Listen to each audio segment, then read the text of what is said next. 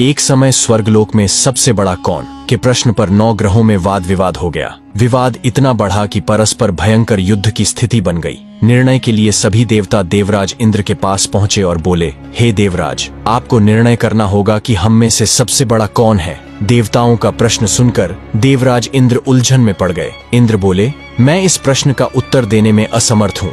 हम सभी पृथ्वी लोक में उज्जयिनी नगरी में राजा विक्रमादित्य के पास चलते हैं। देवराज इंद्र सहित सभी देवता उज्जयिनी नगरी पहुंचे।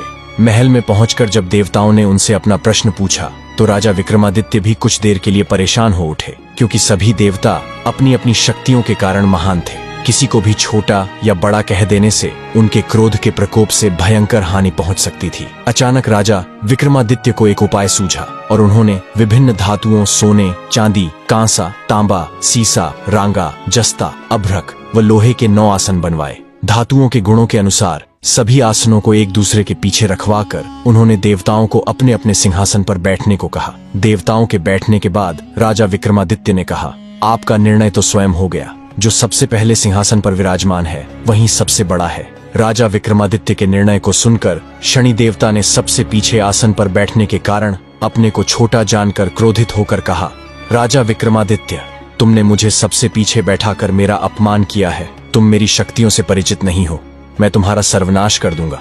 शनि ने कहा, सूर्य एक राशि पर 1 महीने, चंद्रमा 2.25 दिन, मंगल 1.5 महीने, बुध और शुक्र 1 महीने, बृहस्पति 13 महीने रहते हैं, लेकिन मैं किसी राशि पर 7.5 वर्ष तक रहता हूँ।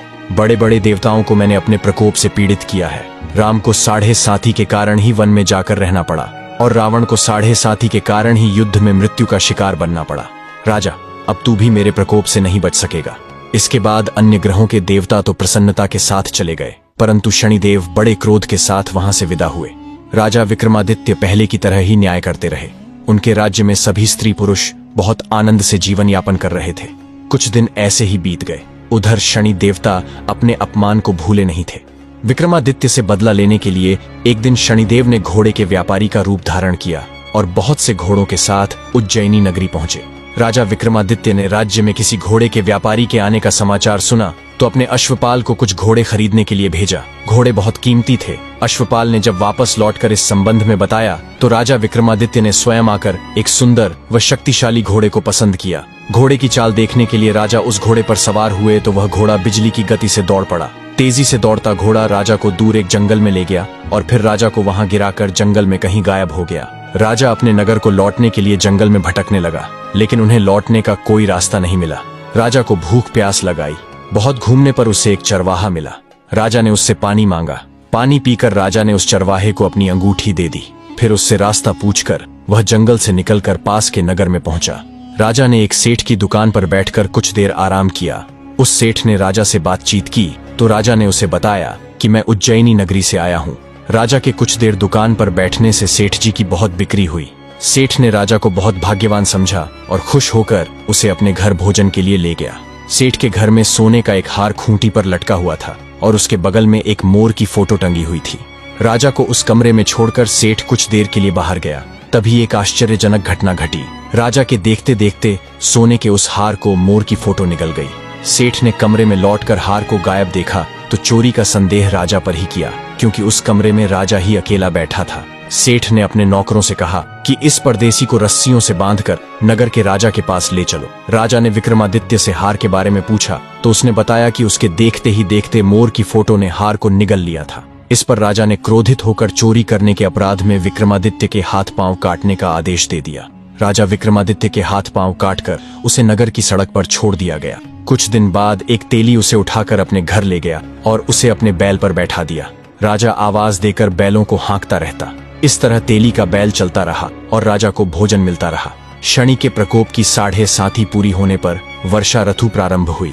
राजा विक्रमादित्य एक रात मेघ मल्हार गा रहा था कि तभी नगर के राजा की लड़की राजकुमारी मोहिनी रथ पर सवार उस तेली के घर के पास से गुजरी। उसने मेघ मल्हार सुना तो उसे बहुत अच्छा लगा और दासी को भेजकर गाने वाले को बुला लाने को कहा। दासी ने लौटकर राजकुमारी को अपंग राजा के बारे में सब कुछ बता दिया। राजकुमारी उसके मेघ मल्हार से बहुत मोहित हुई, अतः उसने सब कुछ जानकर भी अपंग राजा से विवाह करने का निश्चय कर लिया। राजकुमारी ने अपने माता पिता से जब यह बात कही तो वे हैरान रह गए। रानी ने मोहिनी को समझाया बेटी, तेरे भाग्य में तो किसी राजा की रानी होना लिखा है, फिर तू उस अपंग से विवाह करके अपने पांव पर कुल्हाड़ी क्यों मार रही है? राजकुमारी ने अपनी जिद नहीं छोड़ी। अपनी जिद पूरी कराने के लिए उसने भोजन करना छोड़ दिया और प्राण त्याग देने का निश्चय कर लिया। आखिर राजा रानी को विवश होकर अपंग विक्रमादित्य से राजकुमारी का विवाह करना पड़ा।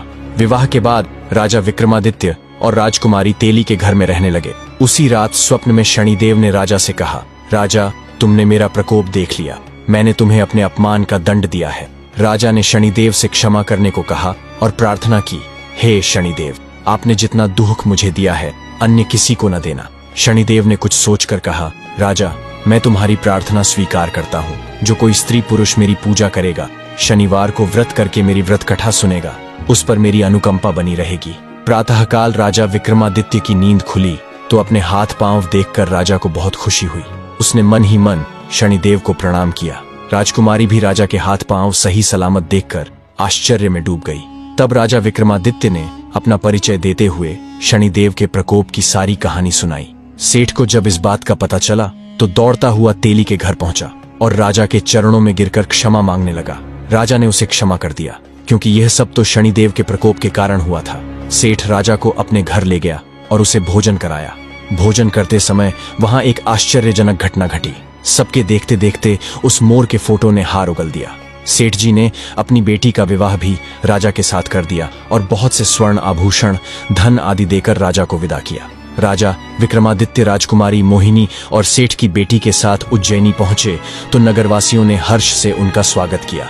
अगले दिन राजा विक्रमादित्य ने पूरे राज्य में घोषणा कराई कि शनिदेव सब देवों में सर्वश्रेष्ठ हैं। प्रत्येक स्त्री पुरुष शनिवार को उनका व्रत करें और व्रत कथा अवश्य सुने। राजा विक्रमादित्य की घोषणा से शनिदेव बहुत प्रसन्न हुए। शनिवार का व्रत करने और व्रत कथा सुनने के कारण सभी लोगों की मनोकामनाएं शनिदेव की अनुकंपा से पूरी होने लगीं। सभी लोग आनंद पूर्वक रहने लगे।